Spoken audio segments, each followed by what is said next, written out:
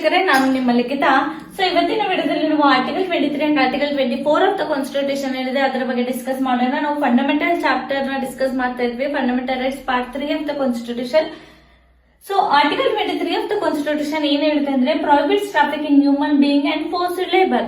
So ಎರಡು ಕೂಡ exploitation against protect ಮಾಡುತ್ತೆ. 23 ಆಗಿರ್ಬೋದು, 24 ಆಗಿರ್ಬೋದು. 24 ಮೇಜರ್ ಹ್ಯೂಮನ್ ಟ್ರಾಫಿಕಿಂಗ್ ಅಂದ್ರೆ ಹ್ಯೂಮನ್ ಟ್ರಾಫಿಕಿಂಗ್ ಅಂತ ಬಂದ ತಕ್ಷಣ ಸೊ ಹ್ಯೂಮನ್ಸ್ ನ ಬೈ ಅಂಡ್ ಸೇಲ್ ಮಾಡೋದಾಗಿರ್ಬೋದು, ಆರ್ಗನ್ಸ್ ನ ಟ್ರಾನ್ಸ್ಪೋರ್ಟೇಷನ್ ಮಾಡೋದಾಗಿರ್ಬೋದು, ಈವನ್ ಕಿಡ್ನಾಪಿಂಗ್ ಆಗಿರ್ಬೋದು, ಅಂಡ್ ಈಗ ದೇವದಾಸಿ ಸಿಸ್ಟಮ್ ಆಗಿರ್ಬೋದು, ಇದೆಲ್ಲ ಬರುತ್ತೆ ಹ್ಯೂಮನ್ ಟ್ರಾಫಿಕಿಂಗ್ ಅಲ್ಲಿ.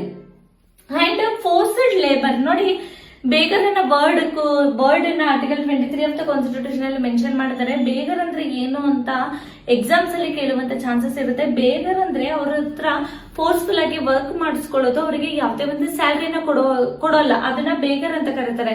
ಸೊ ಇದನ್ನ ಫೋರ್ಸ್ಡ್ ಲೇಬರ್ ಬೇಗರ್ ಸಿಸ್ಟಮ್ ಏನಿದೆ ಅದನ್ನ ಕೂಡ ಬ್ಯಾನ್ ಮಾಡಿದ್ದಾರೆ ಆರ್ಟಿಕಲ್ 23 ಆಫ್ ದ ಕಾನ್ಸ್ಟಿಟ್ಯೂಷನ್. ಇದರ ರಿಲೇಟೆಡ್ 3 ಲಾಸ್ ನ ತಂದಿದ್ದಾರೆ. ಒಂದು bounded labour system act and minimum wages and equal remuneration act